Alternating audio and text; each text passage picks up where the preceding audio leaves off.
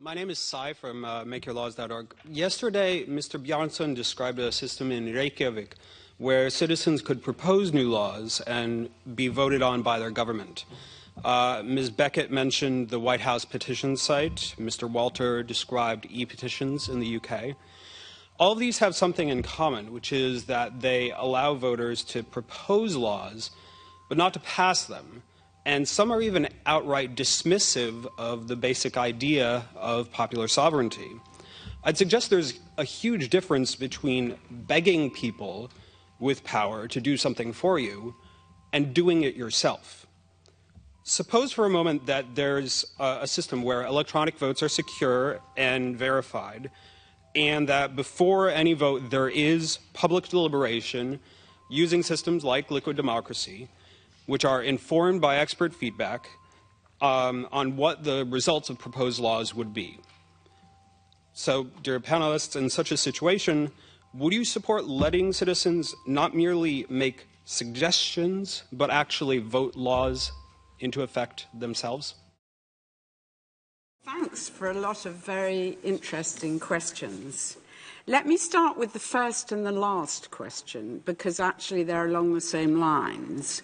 And, of course, as everyone here is aware, there is another distinction in democratic theory, that between representative or deliberative democracy and direct democracy that has gone on and was classically discussed in the Federalist Papers before the independence of the United States. And critics of direct democracy, which continued to be critics right up to the 20th century, felt that direct democracy would lead to populism, to mob rule, to decisions based on prejudice and lack of knowledge.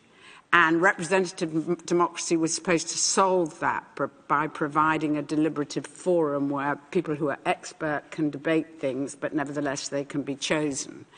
Now, I do, like Mr. Walter, support the deliberative model, although I'm open to the kind of suggestion the last speaker made that you might be able to rethink the deliberative model through internet, but that would be very different from simply direct voting, which I think could lead to populism, and I do think you need a deliberative model of some kind.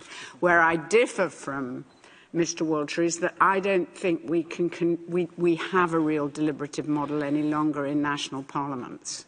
I think we have a real problem with representative democracy at national levels, both because of globalization and because of the way national systems have ossified, and methods of techniques of winning elections have ended up with everybody chasing a few voters in the middle, so that you don't really get the kind of deliberative debate that those who imagined them, like in our country Edmund Burke, expected. So that's and that's why I think we need different deliberative levels of policy making.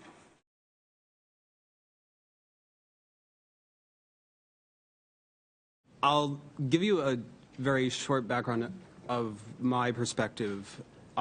Academically, I worked in social neuroscience and professionally in computer security and web development. What I'm working on now, MakeYourLaws.org, the idea is to transform republics or legislatures worldwide into liquid democracies. And our first step is to do that with U.S. campaign finance. I won't go into it now, but if you look on our website and look up earmarks, you'll see it. I also won't go into a huge amount of detail about what liquid democracy is right now because it was discussed at length yesterday. But to just give a brief overview if you weren't there, liquid democracy is a direct democracy with transferable proxies, which means you can vote directly on anything that you want, but you can also transfer your vote to someone you trust with whatever restrictions you want. That could be by subject matter or having a time to review their decisions before they take effect. Because the liquid democracy issue was itself discussed in depth yesterday, I'm going to be actually responding primarily to my fellow panelists. Mr. Moderator, you've raised some fairly good points about California. And indeed, the California Direct Democracy project has had some real shortcomings.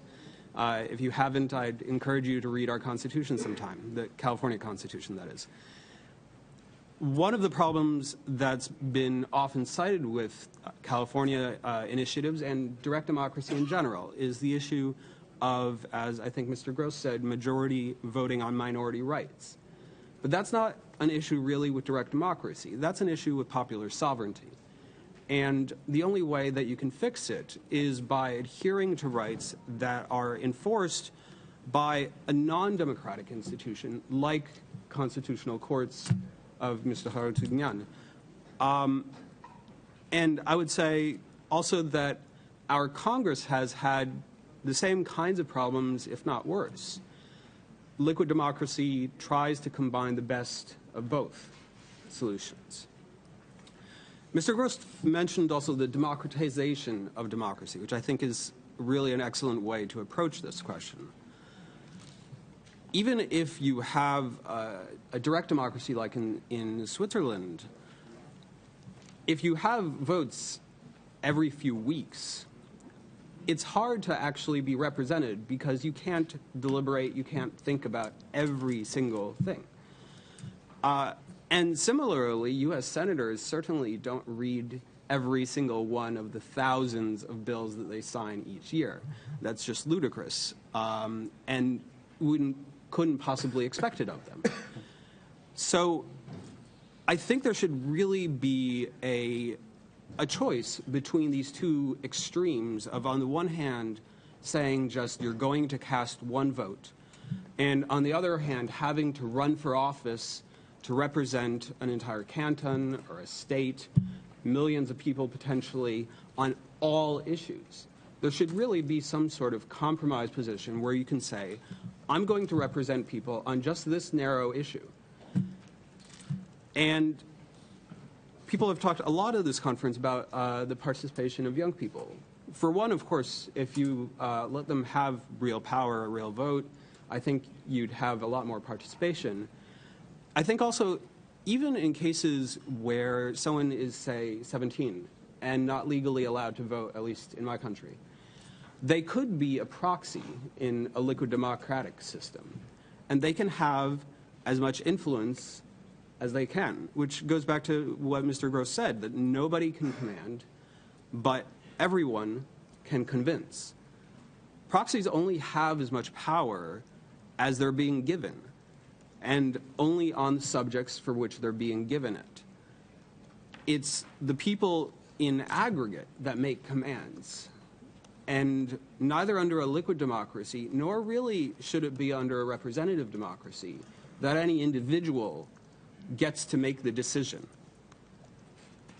I would say that Mr. Kaufman's point of trusting our neighbors is really well put.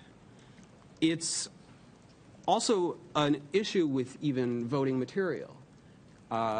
In California, for instance, in our initiatives, when we get an initiative, we get a voter pamphlet that explains what are the financial repercussions of a given initiative, as well as what are usually just the two major parties' views on that particular issue.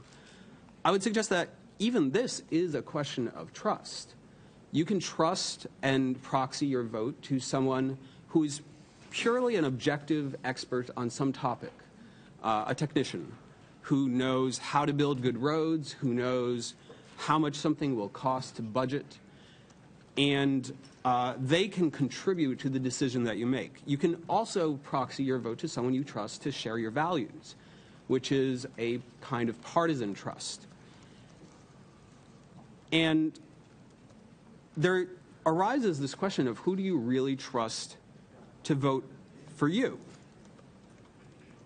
I presume that you trust yourself to vote for yourself, though I think that the idea of a republic is founded on the antithesis of that question. The idea of a republic is founded on the idea that you do not trust yourself to know your own best interests, but rather that we should trust an elite which are wiser than us, more informed than us, more intelligent than us, to make decisions for us that we cannot make ourselves. I think this is a nice idea in theory, but over the last few centuries, it hasn't worked out so well. And the I love the quote as well. The Pepsi Coke decision does not allow you to trust who you want to trust. It requires you to bundle together issues that can be completely unrelated. So, for instance, in the U.S., it is impossible to vote both for abortion and for the death penalty, or against abortion and against the death penalty. Why? And finally, I'd say the Swiss experience, that many people do choose to vote online even when they, or many people choose to vote on paper even when there is the online option. A liquid democracy does run better online, it's true. We can do things like artificial intelligence to make recommendations for who is a good proxy for you, who shares your values, to find people for you. But it's not necessarily so. You could, if you have the infrastructure, I don't, but the Swiss do, you could have liquid democracy done through paper ballots and simply say, I trust this person to vote for me on these designated subjects whenever you go to vote.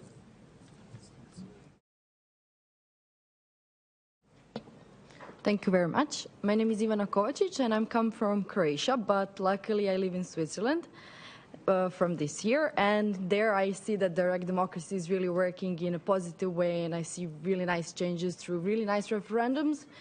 But unfortunately this weekend I need to go home to vote on a really not nice referendum and on a question that in my Croatian constitution we should put that a marriage can only be between a man and a woman.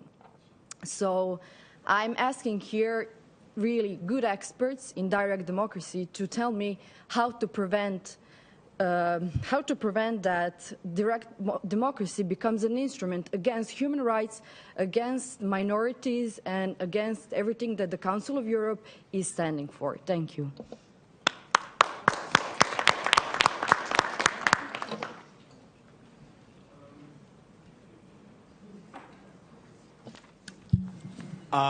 This is an issue quite familiar to me, of course. In California, we had Proposition 8, which did exactly that for the California Constitution.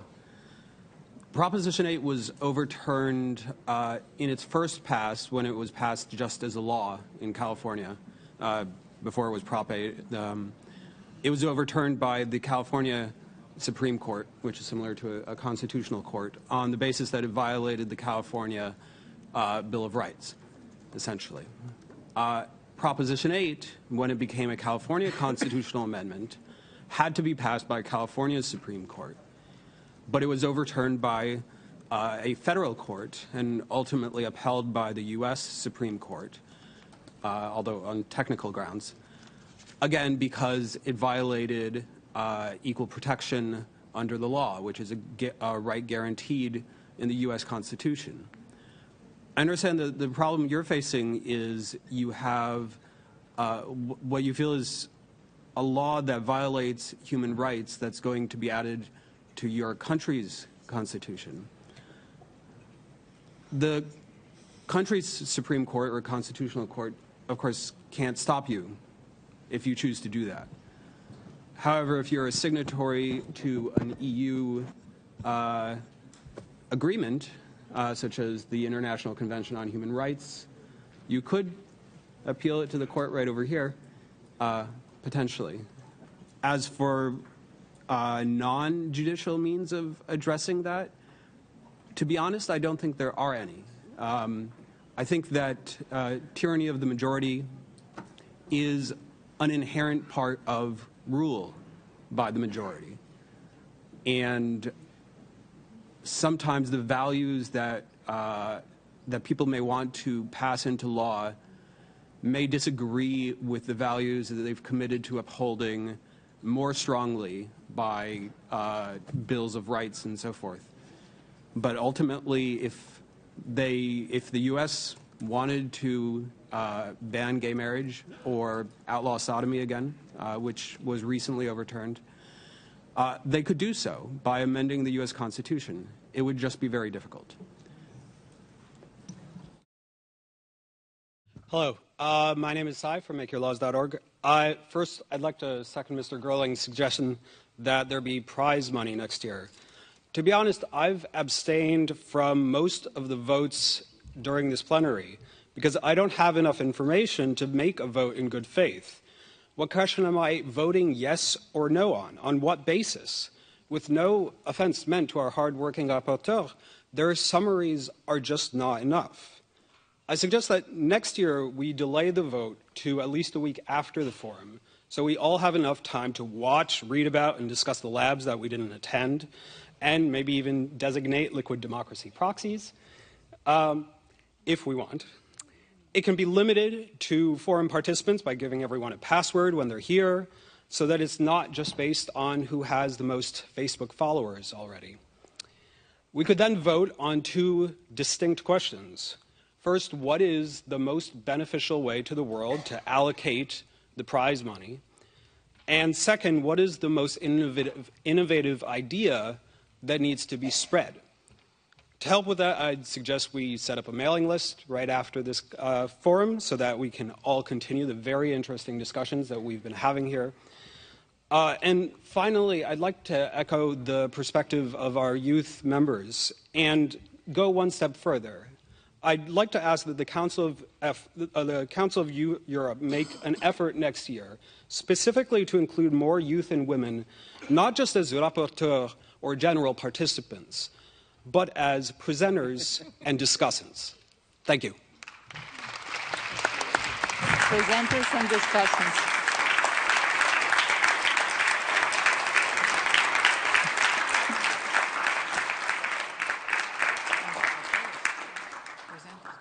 Yes, you see a lot of youth here, and you get a lot of their support, which I fully understand.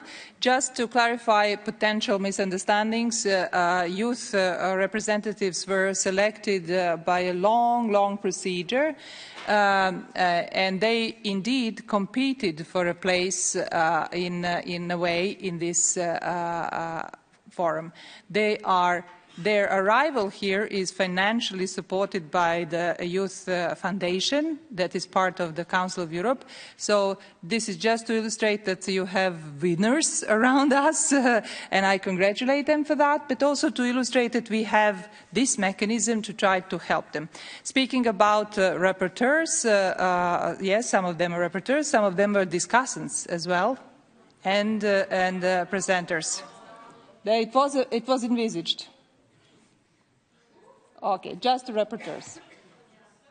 Okay, so for the next forum we are going to secure that if there will be a next forum, which will depend on the Committee of Ministers, but we will secure also even more presence of youth in this other diversified role.